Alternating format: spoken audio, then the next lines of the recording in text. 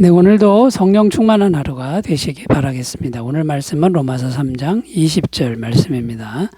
그러므로 율법의 행위로 그의 앞에 의롭다 하심을 얻을 육체가 없나니 율법으로는 죄를 깨달음이니라. 아멘. 오늘 말씀의 내용은 하나님의 말씀인 율법의 역할이 무엇인지를 말씀하는 내용입니다. 오늘 말씀에 보면 율법으로는 죄를 깨달음이니라 이렇게 기록하는데, 이 말씀이 율법의 역할을 잘 설명하는 말씀이 됩니다. 한마디로 말해서 율법의 역할은 죄를 깨닫게 하는 역할이다, 이렇게 말할 수 있는데요. 이것이 하나님께서 우리에게 율법을 주신 가장 중요한 목적이다라는 겁니다. 다시 설명드리면 율법은 완벽하게 지켜야만 하나님께 인정을 받습니다. 그런데 어떤 인간도 율법을 완벽하게 지킬 수 있는 인간은 단 한 사람도 없다는 것입니다. 그러니까 율법을 지키려고 하면 할수록 더욱 깊이 깨닫는 것이 뭐냐면, 나는 죄인이구나, 나는 죄인일 수밖에 없구나, 이걸 깨닫게 된다라는 것이죠. 그런데 그 죄를 깨닫게 하는 역할이 바로 율법인데요. 이 죄를 깨닫는 것이 무엇보다 중요하다라는 겁니다. 왜냐하면 철저하게 인간의 무능함을 이제 깨닫게 되는데, 율법을 아무리 지키려고 해도 지킬 수가 없는 자신을 발견하는 겁니다. 이 철저하게 인간의 무능함을 깨닫게 되면 이제 어떤 생각에 이르게 되냐면, 스스로의 힘으로는 구원을 못 얻는구나, 구원을 얻을 수 있다라고 하는 것이 교만이구나, 이걸 깨닫게 된다라는 거죠. 그리고 결국 구원자이신 예수님을 발견하게 되고 그 예수님을 영접하게 된다라는 것이죠. 그래서 이 죄를 깨닫는 이것이 정말 중요하다라는 것인데요. 오늘은 이 죄를 깨닫게 하는 율법의 역할에 대해서 좀 더 깊이 생각해 보려고 하는데요. 어느 부분에서 구체적으로 죄를 깨닫게 하는지 이제 살펴보면서 말씀의 은혜를 나누겠습니다.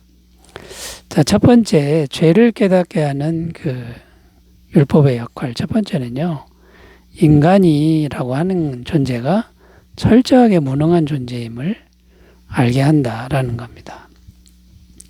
율법을 지키다 보면 무엇을 깨닫게 되냐면, 정말 인간이란 존재는 무능하구나, 이걸 알게 된다는 것인데요. 아무리 해도 노력해도 율법을 지키지 못하는 자신을 발견하게 된다라는 겁니다. 로마서 7장 15절입니다. 내가 행하는 것을 내가 알지 못하노니 곧 내가 원하는 것은 행하지 아니하고 도리어 미워하는 것을 행함이라. 제 마음으로는 율법을 지키고 싶은데 행하는 게 없다, 도저히 이거는 할 수가 없다라는 걸 발견하게 된다라는 겁니다. 왜 이렇게 마음에 원하는 대로 되지 않느냐 하면, 인간 안에는 죄의 세력이 계속 역사하고 있기 때문이다라는 겁니다.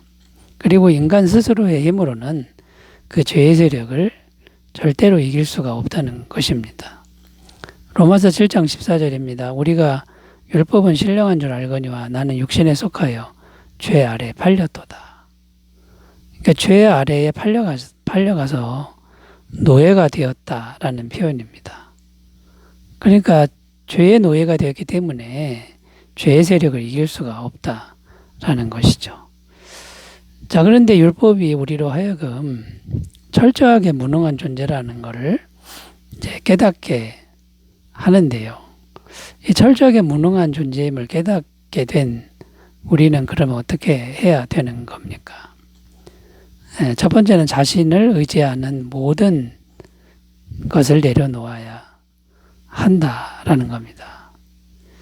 예레미야 17장 5절 6절입니다. 여호와께서 이와 같이 말씀하시니라. 무릇 사람을 믿으며 육신으로 그의 힘을 삼고 마음이 여호와에게서 떠난 그 사람은 저주를 받을 것이라. 그는 사막의 떨기나무 같아서 좋은 일이 오는 것을 보지 못하고 광야 간조한 곳 건건한 땅 사람이 살지 않는 땅에 살리라. 그러니까 자신을 의지하는 것이 저주받은 삶이다. 그리고 정말 메마른 삶이 될 뿐이다. 이렇게 말씀하고 있는 겁니다. 그러니까 자신을 의지하는 모든 걸 내려놓는 것이 참된 지혜다라는 것이죠. 그 다음에 어떻게 해야 됩니까?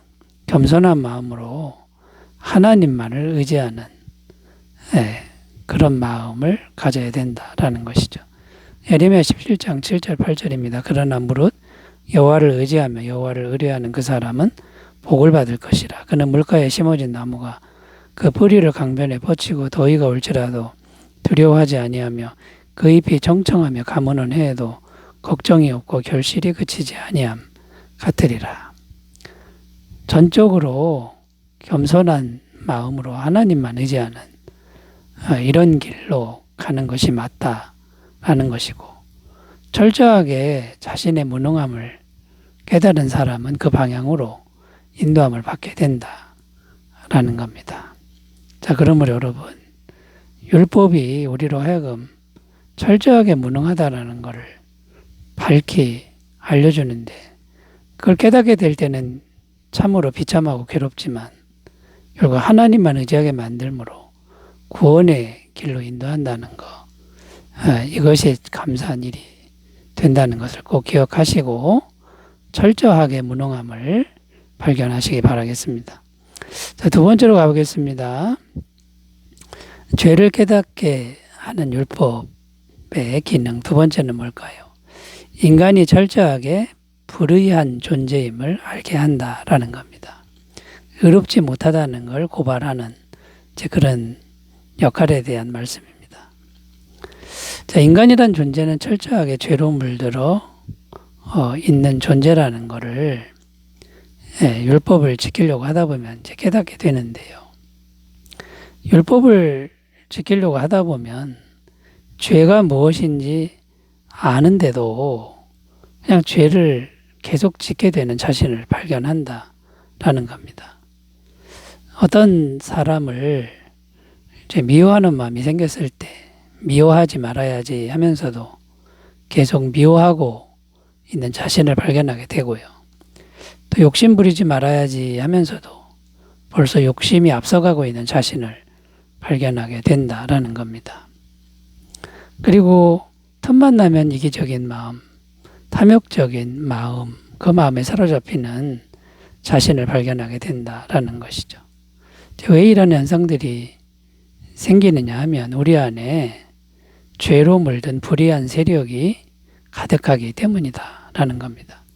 갈라디아서 5장 19절 21절 육체의 일은 분명하니 곧 음행과 더러운 것과 호색과 우상숭배와 주절과 원수 맺는 것과 분쟁과 시기와 분냄과 당짓는 것과 분열함과 이단과 투기와 술 취함과 방탕함과 또 그와 같은 것들이라. 전에 너희에게 경계한 것 같이 경계하노니 이런 일을 하는 자들은 하나님의 나라를 유업으로 받지 못할 것이요. 거의 20가지나 되는 이 죄의 속성들이 열거가 되고 있는데, 이런 것들이 다 우리 마음 안에 있는 것들이다라고 성경은 증언하고 있습니다. 자, 이런 것들이 있으니까 이 불의한 세력이 가득하니까 이 말씀을, 율법을 지킬 수가 없다라는 것이죠. 자, 그러면 여러분, 우리가 우리 속에서 계속 이기적이고 탐욕스러운 이런 것들이 계속 올라오는데, 율법을 행하다 보면 도대체가 이 마음을 극복할 수가 없다라는 걸 발견하게 된다라는 것이죠. 그래서 내가 정말 죄로 물든 불의한 존재구나, 이제 이걸 깨닫게 된다라는 겁니다. 자, 그러면 내가 이렇게 불의한 존재라는 것을 깨닫게 되면 어떻게 해야 됩니까? 내 힘으로는 이 불의함을 해결할 수가 없고, 모든 불의를 깨끗하게 하시는 예수님을 발견하게 되고 예수님을 믿고 의지하게 되는 삶으로 인도함을 받는다라는 것이죠. 갈라디아서 2장 16절 사람이 의롭게 되는 것은 율법의 행위로 말미암음이 아니요 오직 예수 그리스도를 믿음으로 말미암는 줄 알므로 우리도 그리스도 예수를 믿나니 이는 우리가 율법의 행위로서가 아니고 그리스도를 믿음으로써 의롭다함을 얻으려 함이라. 율법의 행위로서는 의롭다함을 얻을 육체가 없느니라. 자, 여러분, 율법이 역할을 해서 우리의 불의함을 고발할 때 참 비참하지만 그래도 예수 그리스도를 발견하게 하고 믿게 하는 좋은 역할을 한다는 것 우리가 꼭 기억하시고 자신이 불의하다는 것을 깊이 발견하시고 정직하게 대하시기를 바라겠습니다. 자, 세 번째로 가보겠습니다. 죄를 깨닫게 하는 율법의 역할 세 번째 무엇일까요? 인간이 철저하게 허무한 존재임을 알게 한다라는 겁니다. 자, 율법을 지키다 보면 또 깨닫게 되는 게 있는데 그게 뭐냐면 인간이 철저하게 죄인인 것을 깨닫게 된다고 앞에서 말씀드렸습니다. 자, 그런데 죄인의 운명은 무엇입니까? 죽음이라는 겁니다. 로마서 6장 23절 죄의 삭은 사망이요. 결국 죽음인데 이 죽음은 뭡니까? 모든 것이 없어지는 것이 죽음입니다. 사라지는 게 죽음이죠. 그래서 모든 죄인들이 다 죄인이니까 모든 죄인들, 인간들이 모든 부분에서 다 없어집니다. 그러니까 허무한 존재구나.